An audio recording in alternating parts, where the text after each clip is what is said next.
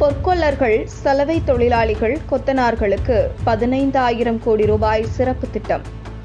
பாரம்பரிய தொழில்களை செய்து வருபவர்கள் மற்றும் கைவினை கலைஞர்களுக்கு விஸ்வகர்மா யோஜனா என்ற பெயரில் 13,000 கோடி ரூபாய் முதல் 15,000 கோடி ரூபாய் வரையிலான சிறப்பு திட்டம் அறிமுகம் செய்யப்படும் என சுதந்திர தின உரையில் பிரதமர் மோடி தெரிவித்துள்ளார்.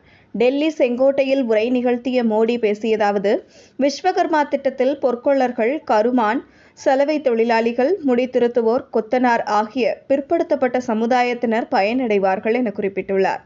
செப்டம்பர் 17ஆம் தேதி விஸ்வகர்மா ஜெயந்தியின் போது இந்த திட்டம் தொடங்கப்படும் என மோடி தெரிவித்துள்ளார். மகளிர் சுய உதவி குழுக்களின் செயல்பாடுகளை பாராட்டிய மோடி, புதிதாக 2 கோடி பெண் லட்சாதிபதிகளை உருவாக்குவதுதான் தனது கனவு என தெரிவித்துள்ளார்.